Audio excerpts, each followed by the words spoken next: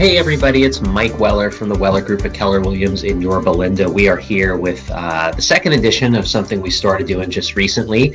What's going on around Yorba? And I'm joined again by Yorba Traffic Commissioner Anthony Johnson. Hello, Anthony. Hi, Mike. Thanks for having me. Yeah, thanks for being back. So what's the latest? What's going on around town? Yeah, so one of the big updates is InNOut. InNOut has started working on their lot at Imperial and Lemon and Olinda. So construction for InNOut should hopefully be done by fall of this year. Very exciting. Yeah, it's very exciting. And I know I see a lot on the Yorba bus that people are really concerned about it. We did do a traffic plan for InNOut. The drive-through line, again, it's going to hold about 30 cars.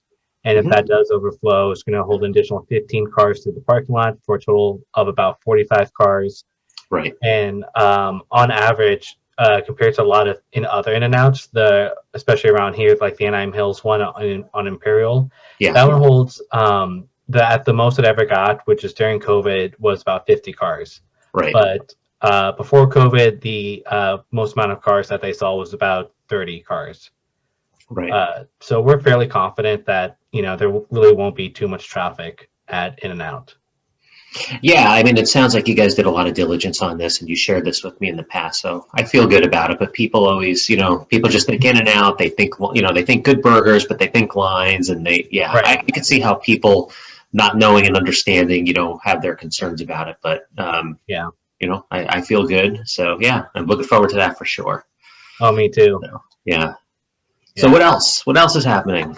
Yeah, so another project that relates to the town center is Clydes Hot Chicken. They are getting ready to start building. They're just finalizing all the paperwork and getting all the necessary permits that they need.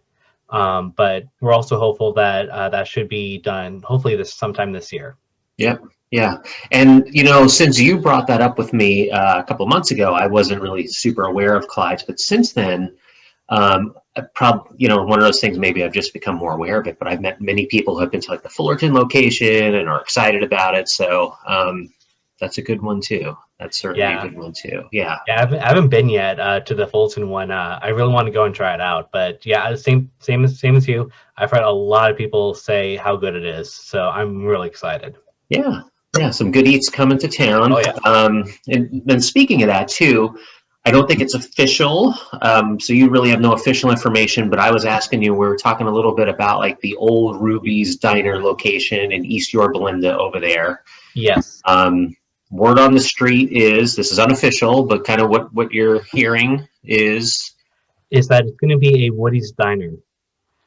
So okay. I talked to one of the previous owners of that building. A lot of people may know her, Katie Karcher. She is the daughter of Carl Karcher, who owns Carl's Jr. Right.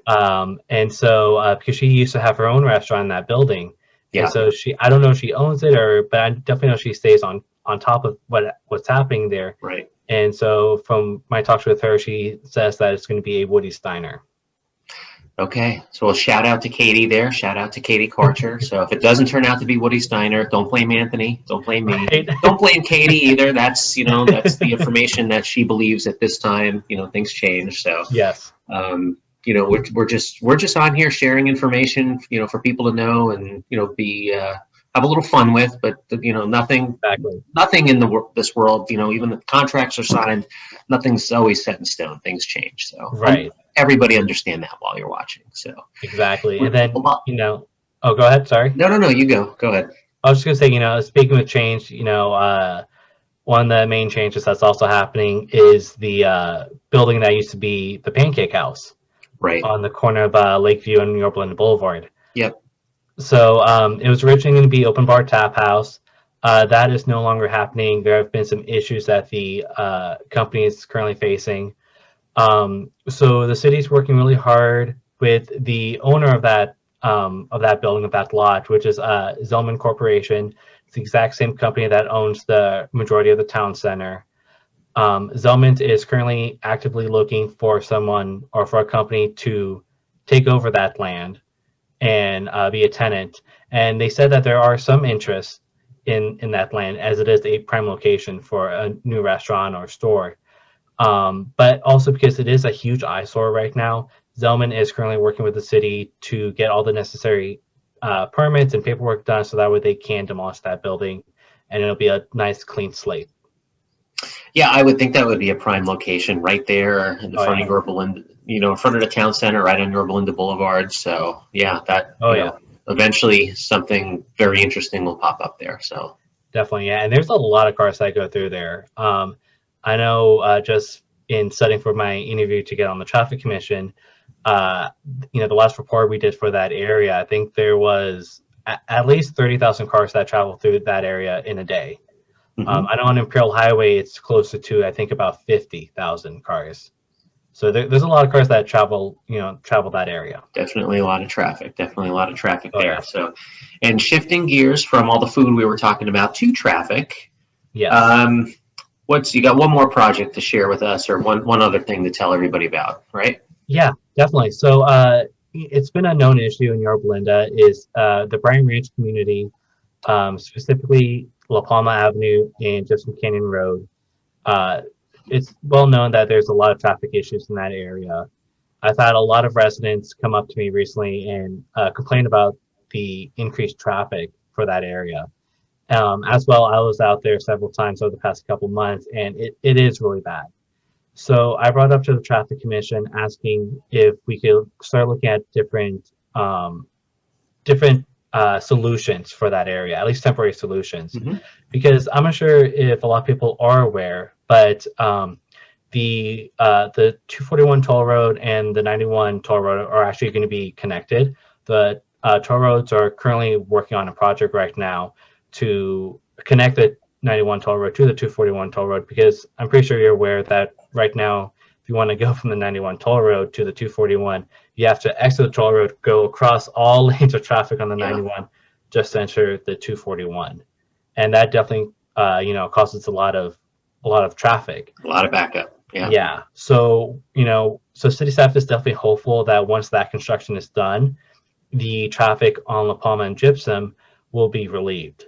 But until that time, we are currently looking at different solutions, at least temporary solutions. And so we are doing a traffic study right now for that intersection. And we're hopeful that we're going to hear back over the next month or two about what solutions we can do. Gotcha. Okay. And just to be clear, we're talking about going east on La Palma. When you get to Gypsum Canyon there, making the right onto Gypsum Canyon to go across the bridge to get to the 91. It backs up there. They have that lane separator. If you're going straight through, you go to the left. If you're making a right, you go to the right. But yeah, it gets a little messy over there. So it does, yeah. So the solution's being worked on, I suppose, by the engineers. And when do you think there'll be the solution the plan will be ready to go on what that'll look like? What is the time frame and timelines on this type of thing? So I'm hoping we're going to hear back over the next month or two. Traffic studies are very complicated, and they do take some time to do. But once we do get that traffic study, the Traffic Commission will then review that study and then discuss what are the best options, and then we will then vote on what is the best option to do. And then that will then go to the city council for approval. And then if it's approved by the city council, then the city staff will then start going through the ways to start installing that option. Gotcha. Okay. So sometime this year, probably we would see that in motion. Yeah. It really depends on the complexity of the solution. There are a lot of different traffic projects that are going on in the city, and sometimes it does take several years to resolve. It really just depends on how complex it is. Gotcha. Okay. Well, thanks, Anthony. I appreciate you joining me here today, and we'll see you next time. Thank you, Mac. I really do appreciate it. All right. Thanks, Anthony. Thank you.